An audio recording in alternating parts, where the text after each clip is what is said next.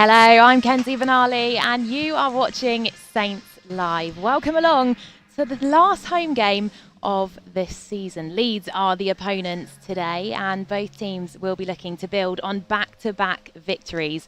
And there is already a real buzz about the place because today, for the first time this year, we welcome fans back to St Mary's Stadium. 8,000 of them to be exact. And I can already see one or two trickling in behind me already, which is very, very exciting indeed.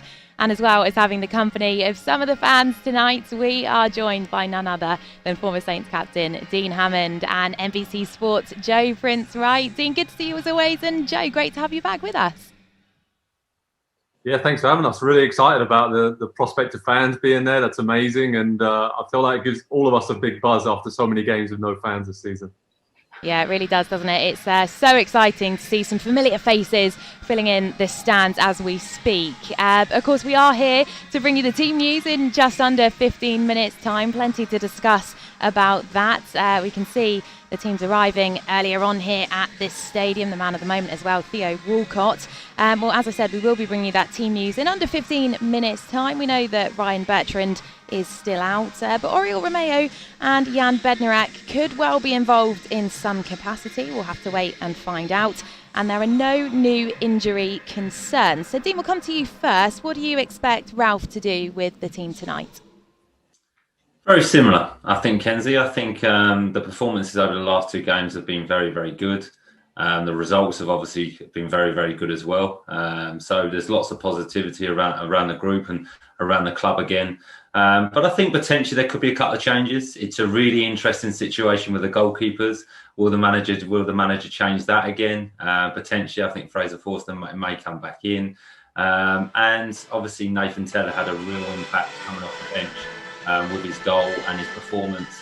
Same with Theo Walcott.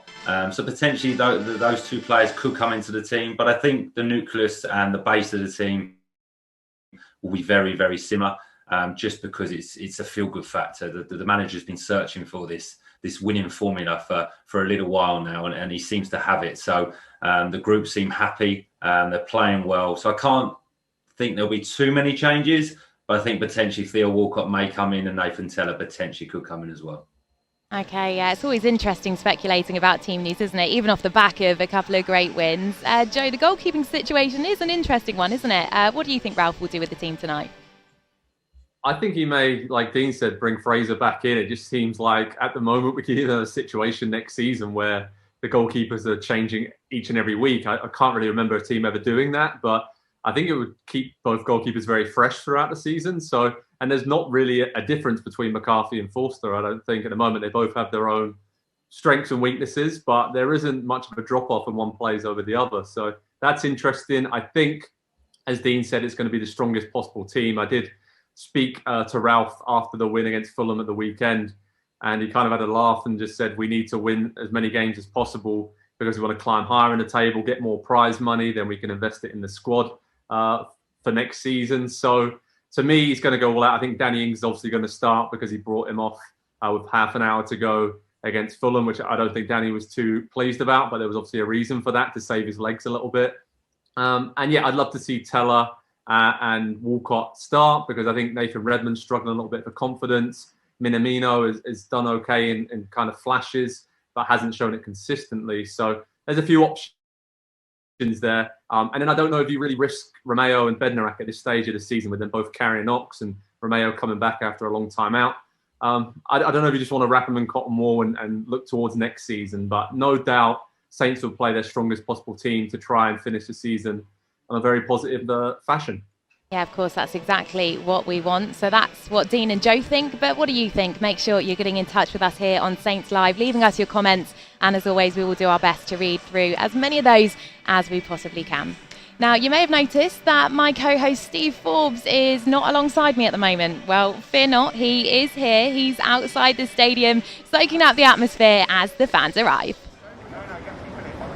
Please don't delay. Yeah, definitely, Kenzie. Soaking up the atmosphere as well as the weather. I feel like I've drawn the short straw to come out and brave the British element. As you can see, fans are lining up behind me to enter the stadium. 8,000 will be here tonight as the Saints take on Leeds United. It's the first time since December that fans have been allowed in to watch a game. It was Sheffield United that night. And there's a number of safety precautions in place to make sure that fans can enter safely. First of all, they'll have to enter through a specific gate. They'll have to go into their seats at a specific time, and everyone around the stadium also has to wear a face covering, hence why I'm wearing one now.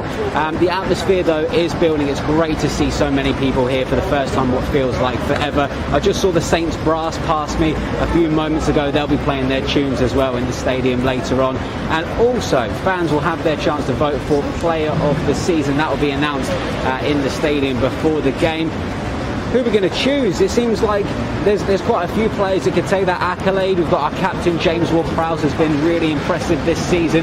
Big Yannick Vestergaard at the back. Carl Walker-Peters has been so assured at the back on the right-hand side. And also Stuart Armstrong, wherever he's been asked to play. So it'll be interesting to see who gets picked before the game. What about you guys? What do you think?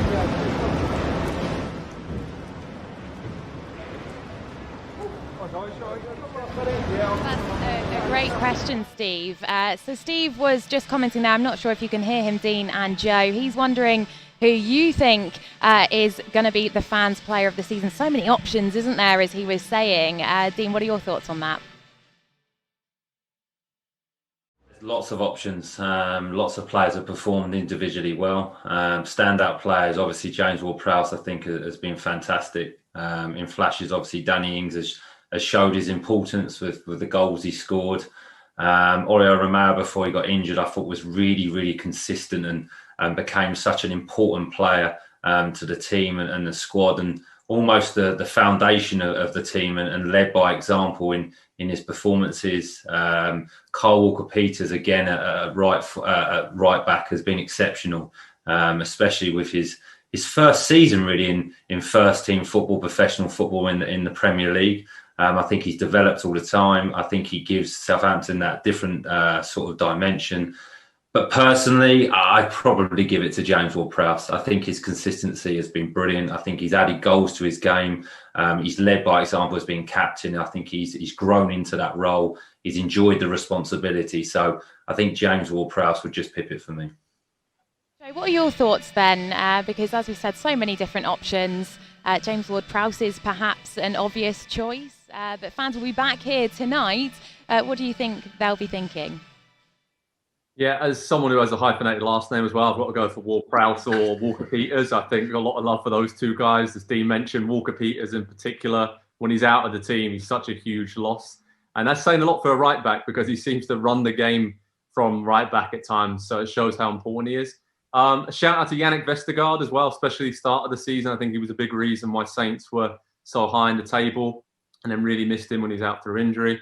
The most important player is Danny Ings. I think when you take his goals and his influence in and around the box away, then Saints' attack just kind of doesn't have that same clinical nature. But yeah, Ward-Prowse for me, taking his game to a totally new level. Goals, assists, pushing not just to be in the England squad this summer, but for a starting lineup spot as well, when you look at some of the injury problems that Gareth Southgate has. And that's a huge achievement for him to be in and around the England team. So yeah, I'm going to go for JWP. That's the vote from JBW. All right, well, that's what Dean and Joe think. But ultimately, it's the fans that have the say. And speaking of the fans, just in case I hadn't mentioned it enough, they will be back with us in the stadium this evening. It's something we're all looking forward to. And Ralph has his say on having fans back here at St Mary's Stadium. Some of them, 8,000 is not so less. So this is definitely enough to make a good atmosphere, I think. And hopefully we give them the reason to celebrate and a reason to be loud and to be supporting us. How much of a difference does it make to the energy inside the stadium, but also on the pitch, and how much of an impact can it have in terms of what happens out there? Yeah, it's a completely different game sometimes, because automatically, for me, it's harder to coach. For the players, it's sometimes harder to find the right decision under pressure. But yeah, I think we have played now long enough without fans, so we are all looking forward for having them back. We are all looking forward for having a real football game, and a real football game is always with fans. And it would be amazing the moment to see them. It would be amazing to step out on the pitch to see and hear them, and play in front of them is something of a very emotional moment, I think. Oh, well, Dean, it's of course great to see the fans back, isn't it? As I said, a few of them milling around behind me. It's so exciting to see them here. It's already building up the atmosphere here. Do you think it'll be hard for players to adjust? Because it was probably difficult for them to get used to the empty stadiums, but it's going to be a strange feeling playing in front of just the 8,000 tonight. It will be different. It really, really will be different. And firstly, I'd like to say I think the players, credit to the players, I think they've been brilliant. They've kept the football very entertaining. The performances have been really, really high considering there hasn't been an atmosphere within the stadiums, and they've had to create that the atmosphere themselves. I think that's been brilliant from the players.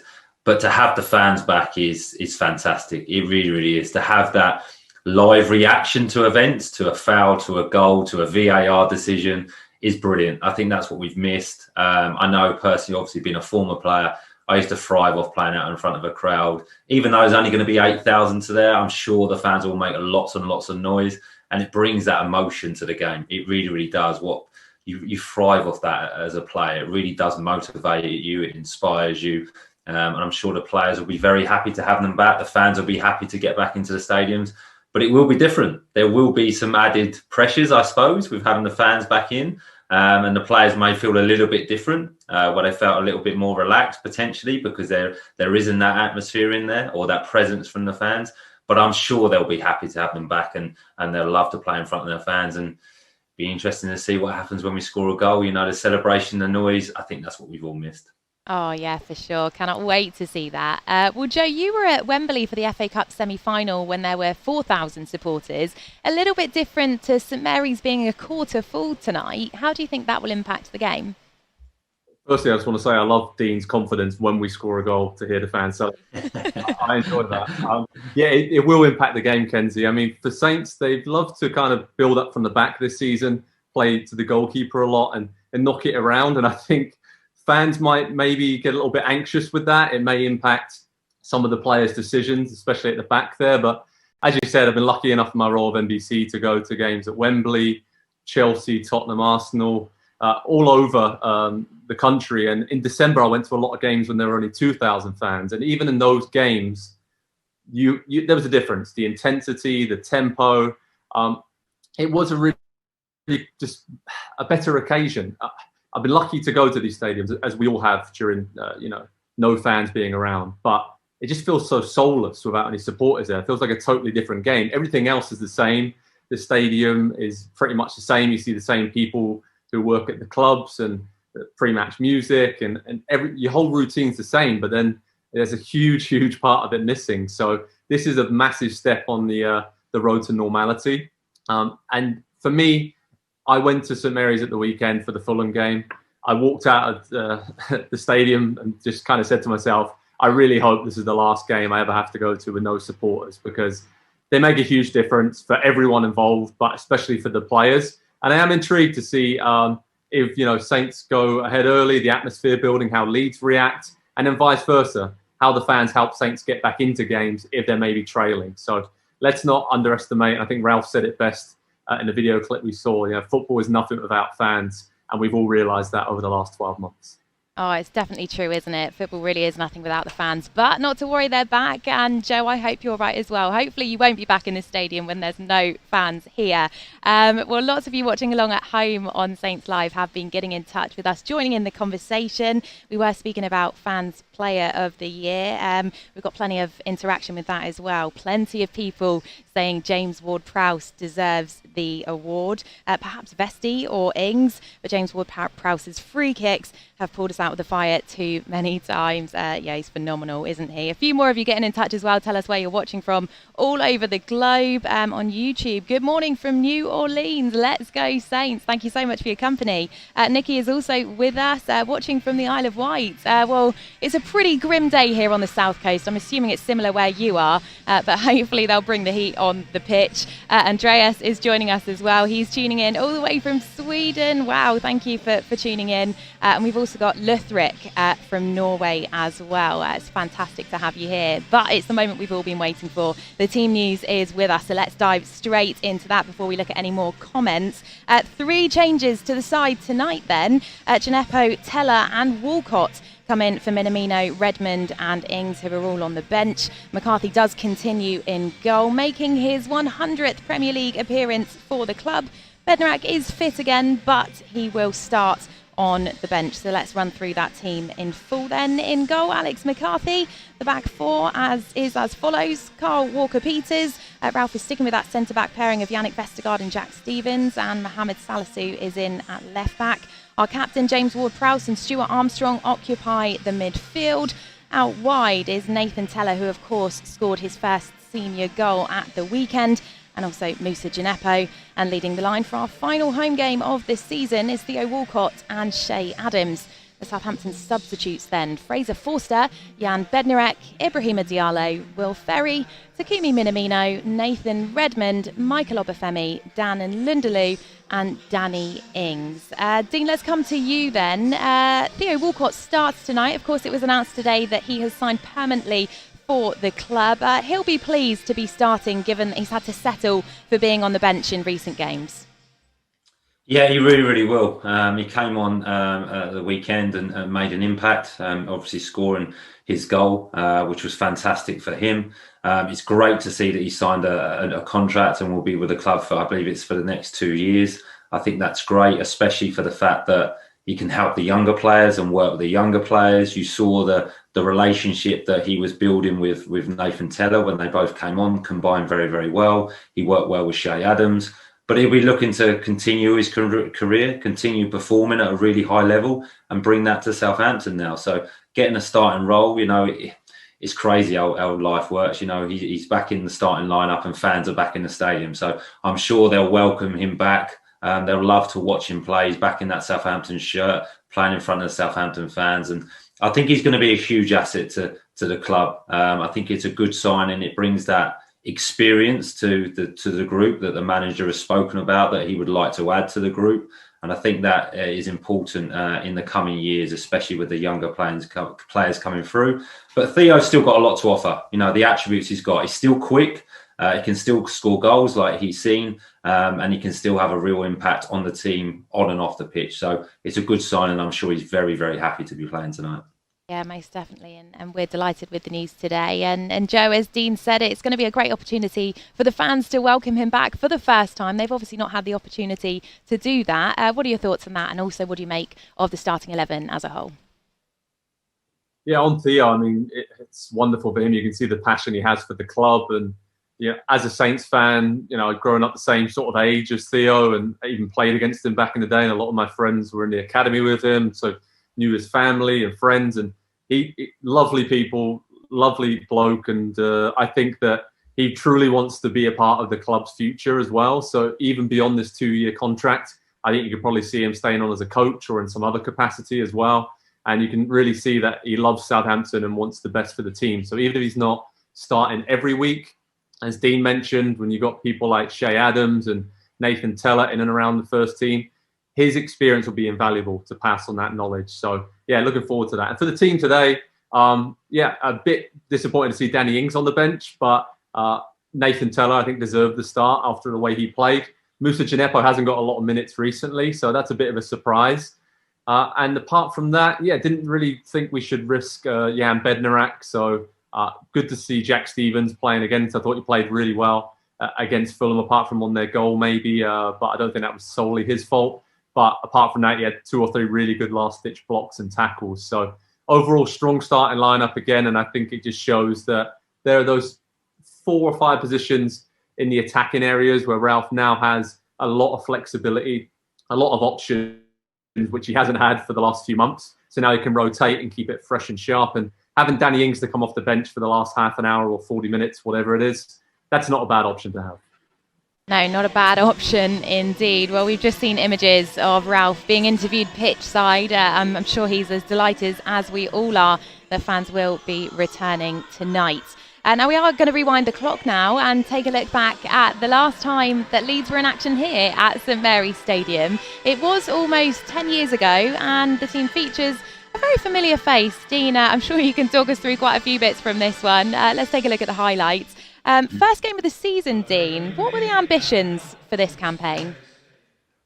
To be honest, Kenzie, the ambition was promotion. It really, really was. It was it was the plan and the vision of the manager and the players at the beginning of the season. We had a team meeting at the beginning of pre-season and set out our targets of trying to gain promotion. And I think this was our biggest test, and a good test to start with, because Leeds were promotion candidates themselves. And it was a great afternoon. It really, really was. A hot day, like you see. And I don't know why I'm shooting with my left foot from that distance, but it seemed to go in. And the celebrations, look, we mentioned with the fans, and that's what it means to score a goal and celebrate with your fans. It brings that emotion, and I think I need to work on the celebration a bit. But the target was definitely promotion that season, and fortunate enough for us, we achieved it, and it was a brilliant experience.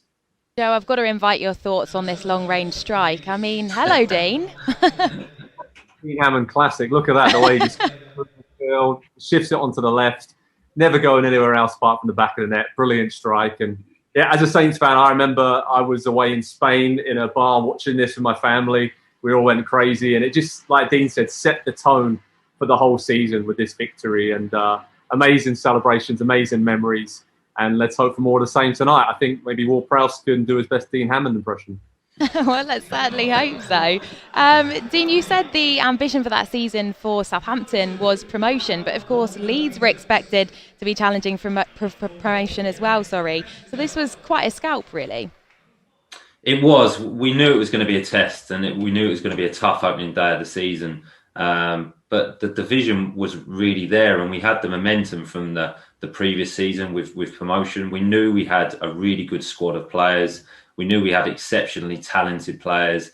So it was just kind of building that belief and that confidence within the group that we could really compete at this level, and to start against Leeds and to beat Leeds like we did very, very convincingly. I think it was live on Sky as well. So we kind of set a marker down for ourselves and a marker down for the rest of the league to make them aware that we were serious about achieving something that season. Look, you can see with the quality of players, the ball from Ricky Lambert, the skill from Adam Lallana to come back onto his left foot and curl into that far post was brilliant. And it was just a perfect start. I think we scored 2 quick goals, 2-0 up after about 25 minutes, and never really looked back for the whole season, if I'm honest.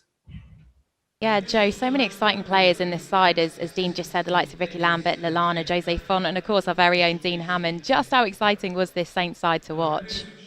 It really exciting. It was amazing to see that continuity, in the team that got promoted from League One. It just looked like every single player knew their role inside out. Obviously, Nigel Adkins was a brilliant motivator. And as Dean said many times, there was just that belief that they were going to get promoted, we're going to win, we know what we're doing. And the quality of players as well. When you look at what some of these squad of players went on to achieve, England internationals, playing in the Champions League, winning Premier League titles and big trophies. It was quite incredible, that group of players, to have that squad in League One and showed that they believed in the project to get Saints to the Premier League, and obviously been there ever since. But yeah, as a Southampton fan, it really was some of the fondest memories I've ever had, because there was that rise through the leagues, the positive vibes around the team. And this win against Leeds just really set the season up for that promotion campaign. I'm not going to say I thought we were going to get promoted after this one win, but it certainly set the tone for a lot of good wins that season. And great memories for all Southampton supporters, I'm sure. Yeah, certainly. Now 2-0 up at half-time then, Dean. What was said at the interval? Give us a bit of insight from what was going on in the dressing room. I think it was more of the same. It was to continue the theme of the performance. Obviously, the first game of the season, you're very, very wary of your conditioning and your fitness. You know you've had a good pre-season, but you can't replicate the opening day of the season game with the fans in the crowd, with the expectation, with the buzz, with the adrenaline. You can't replicate that. So it was more of the same. It was continue the theme of attacking Leeds. I think that was the best way. That's how we played at Southampton, to try and win as many games as we could, to try and score as many goals as we could. And you obviously see from David Connolly's finish there was exceptional. And he had a brilliant start to the season that year. His partnership with Ricky Lambert was fantastic. And, David doesn't get mentioned that much, but he was a really important part of that squad.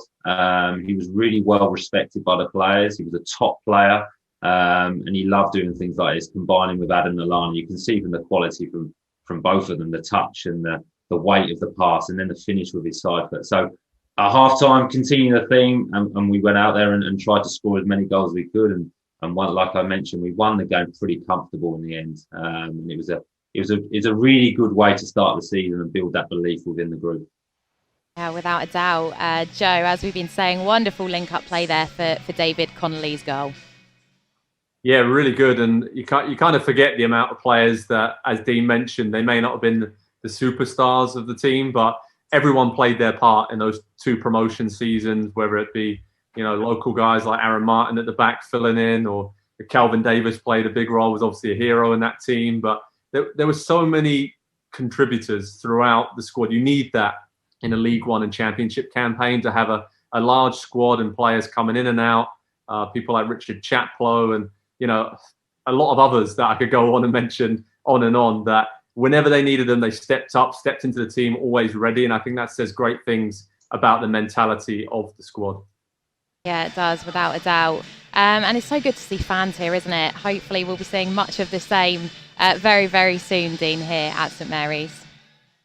Exactly. I mean, it was brilliant. I remember walking out always on the first day of the season. It's very, very special, and the noise of the crowd and the excitement of a fresh season, a new season. And it'll be brilliant to, we've got some fans back today, but to have that from the beginning of next season, for the Southampton players to experience that again, for that adrenaline rush of walking out at St Mary's with a full house, which I'm sure it would be, and experiencing that atmosphere, because it's a brilliant place to play. It really is, at Southampton and St Mary's, when, the team's winning, the crowd are noisy, there's an excitement. It's fantastic. You really appreciate that as a player. So having the fans back is a huge plus. It really is. And long may it continue. Like Joe mentioned, no more empty stadiums, please. I think we're past that now. Yeah, we well and truly are. Well, we haven't quite got there. We're just about to see it. Joe, I don't assume you remember too well if you were in Spain on a lovely holiday. But Dean, talk us through the frustration with the late penalty in this game. Yeah, I think it comes from a handball decision against Aaron Martin, which is dubious. You could give it or not give it. Would VAR have given it? I'm not sure. But the one thing I love is the reaction of Calvin Davis. You'll see it in a minute. But, this is what I mean about us trying to score more goals. And, Richard Chaplow coming on, players making an impact. Is a great strike by Chappie. And he could do that a lot, breaking from midfield. And we had real competition within the group. And I think that's why we were very, very successful. I think this is probably actually a penalty as well when he gets on the touch. And you can see Ricky claiming of it. I think he wants to get his first goal of the season. But it's a great strike. And like I say, we had that competition within the group, which really, really helped us during the season. But the goal we conceded was disappointing, if I'm honest. I think it's coming up here, and we lose the first header, and Aaron gets to the ball, and it's probably a handball, I must admit. But the reaction from Calv here is great. The reaction when the goal goes in is great. And I think that showed the mentality of the group. We always wanted to keep clean sheets. That was the basis of how we thought we were going to be successful, of keeping clean sheets. We knew we could score goals.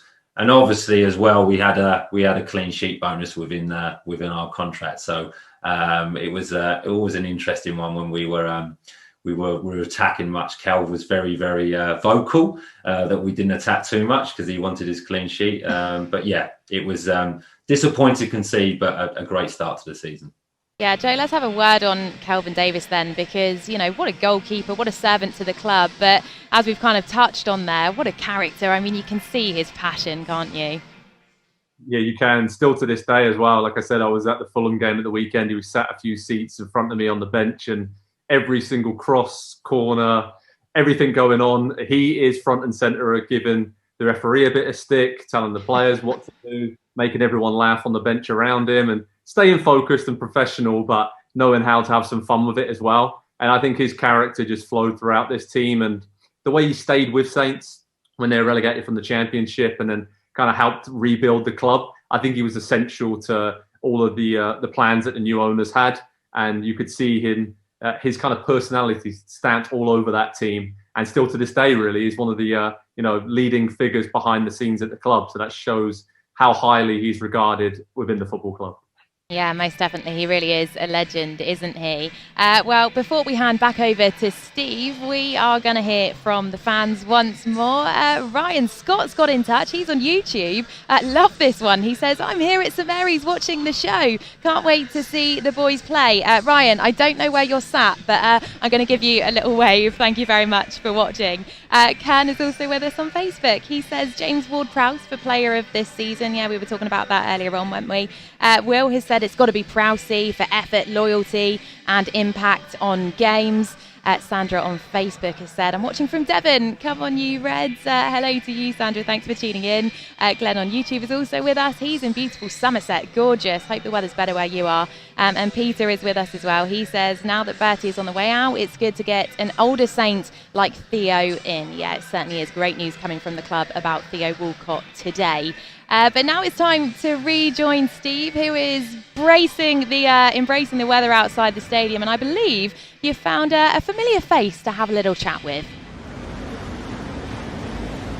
I have indeed, Kenzie. From one Benali to another, I've got Franny Benali, Saints legend, joining me outside at the stadium. Franny, it's great to see you again and great to have you back. And what's it like having fans here? It's great to see them return to the stadium. Yeah, absolutely incredible, isn't it? I mean, it's been way too long. I think we all know now that the game is not the same without supporters, and I think it's probably the first time that I haven't minded the traffic coming into the stadium ever at all. So yeah, absolutely incredible. You just feel there's a real great sense of the excitement of supporters coming into the ground tonight. So yeah, it should be a great atmosphere. And from like a player's perspective, it must be odd with the fact that they've played for all of the season with no fans, or most of the season with no fans. Now they're here. How are they going to find it, do you reckon? Well, I'm hoping and I'm expecting that it's really going to inspire them into a great performance. It's been so long, hasn't it, that the players have almost become accustomed to not having supporters there now. So to have, albeit about 8,000 or so supporters back in will be fantastic, certainly for our players, but I'm sure for the Leeds United team as well. We've had 2 home wins on the bounce now. Franny, what are you expecting from the game today against Leeds?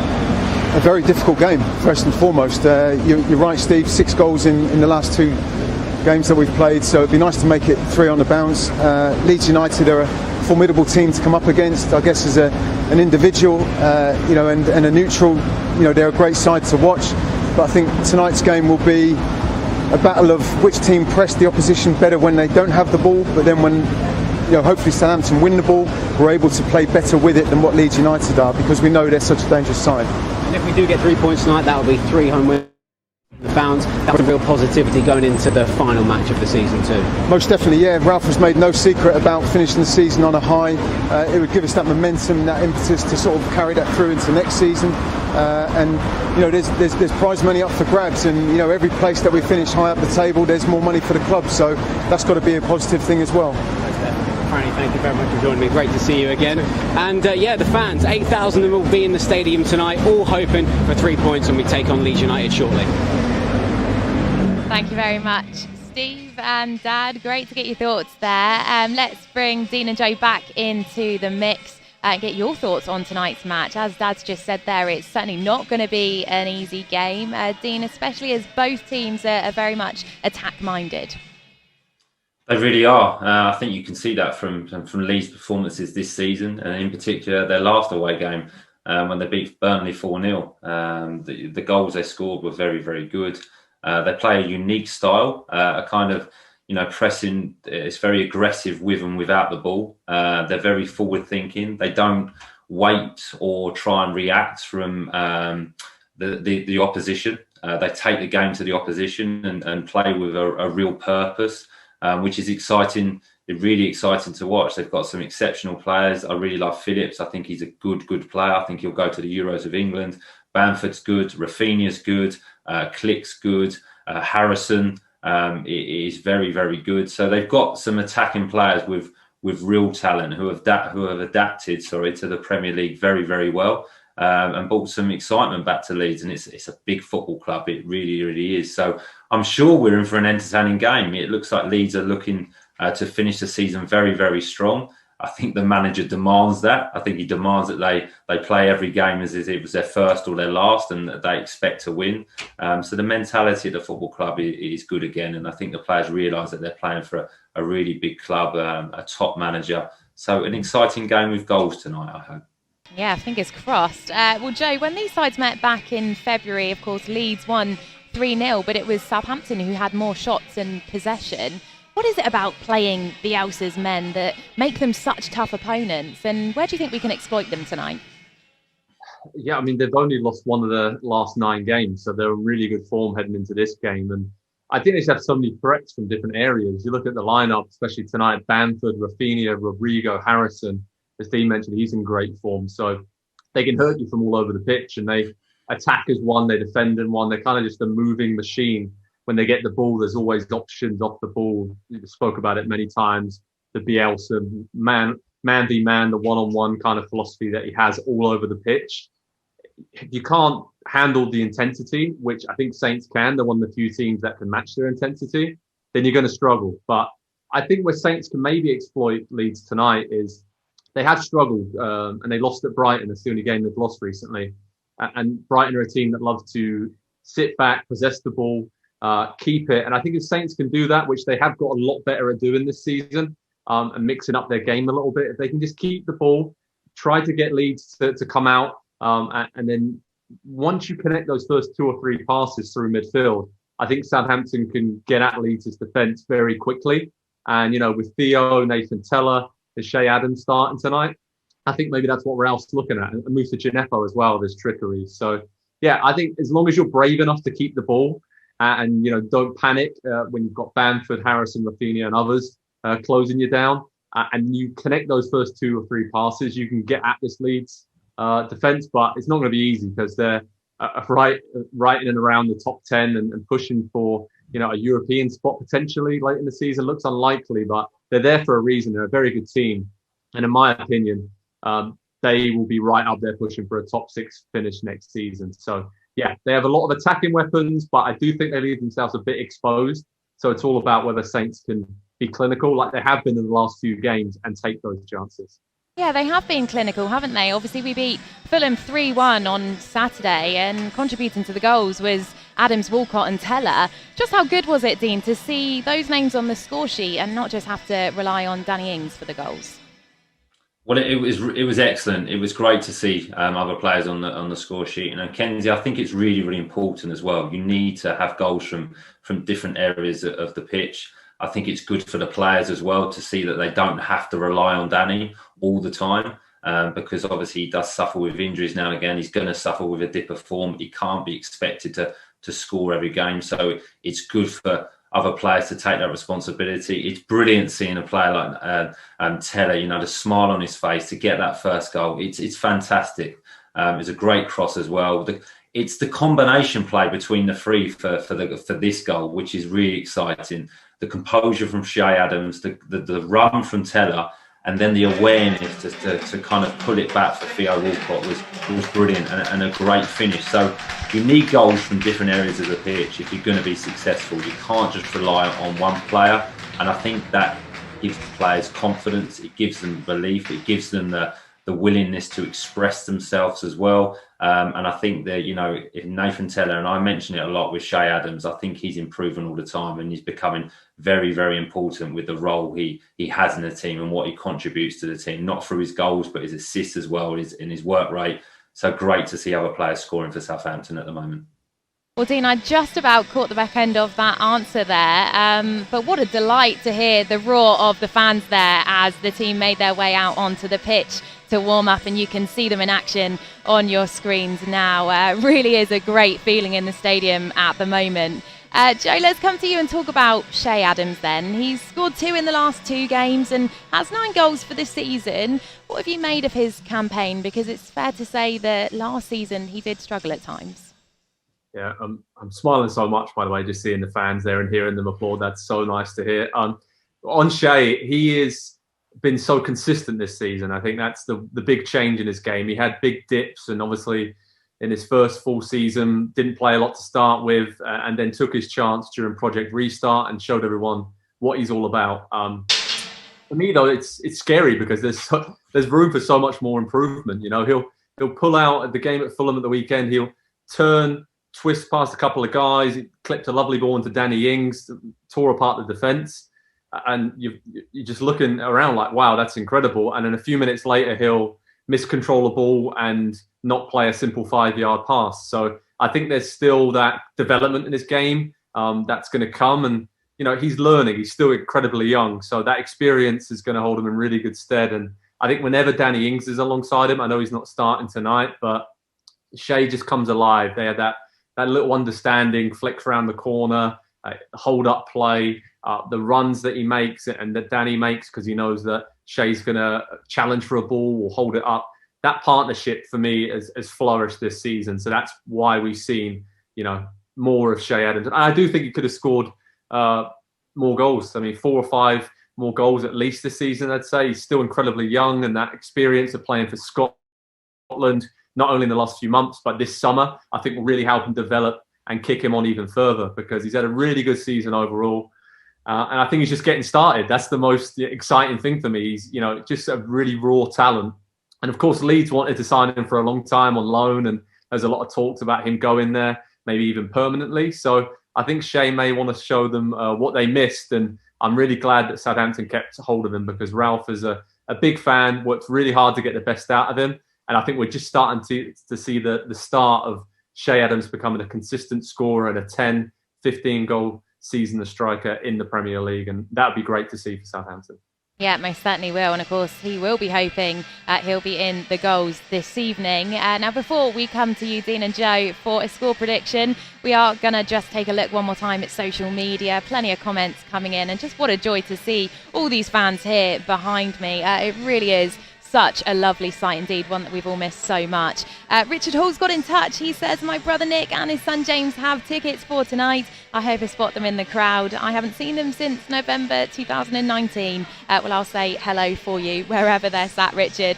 GST on YouTube said, no, it's torrential rain in Somerset, Kenzie. I got soaked coming home from the gym. The county cricket ground is underwater. Well, you might not be able to play cricket in the rain, but thankfully you can play football in the rain. So we're all good here to go at St Mary's. Stephen, hello to you. He said, it worked the last 2 games, so I'm going for a 3-1 win to the Saints again. Like the sound of that, Stephen. Peter is also with us. He's going for a 3-2 win to the Saints. He thinks it will be Adams with 2 and Armstrong with the 3rd. And a final comment here then, this is from YouTube. Lithrick is going for a 2-1 Saints win. Bamford to score first. James Ward-Prowse to get a free kick. And Stevens shocks us all with the winner. Would I take that one as well? Well, let's come to you guys for your thoughts then. Dean, which way do you see this one going? Well, as always, Kenzie, I'll always go for Southampton. But I think it'll be a really, really entertaining game. I do. I think both teams can play with that freedom and the shackles off and enjoy the experience. I think the fans will play their part in that as well. I think that will increase the tempo and the willingness from the players. So I'm going to go for an exciting, it's a lot of goals, but I think there will be an exciting 3-2 to Southampton. Wow, that would certainly be exciting. Joe, are you expecting that many goals in this one tonight? I am. I was going to go for 2-2, but I feel like with Dean and so many fans being really confident, and Leeds are missing a few players as well. Robin Koch and Matthias Klick are not playing and not for the rest of the season. So I feel like we've got a bit of an edge there. I fancy a 3-2 win as well. A lot of goals. This will be open, entertaining. The fans behind you, Kenzie, will have a lot to cheer about and a lot of drama. And I think that's what we all want to see after this season. So I'm going for 3-2, Danny Ings to come off the bench and score the winner. That is exactly what we want to see, Joe. Dean, Joe, thank you both so much for your contributions and analysis as always. But our job here is done on Saints Live. As you can see, the Stadium Bowl is beginning to fill up with fans. What a welcome sight that is. The energy is really getting going here now at St Mary's Stadium. You can really feel the atmosphere building before kickoff. We're all excited.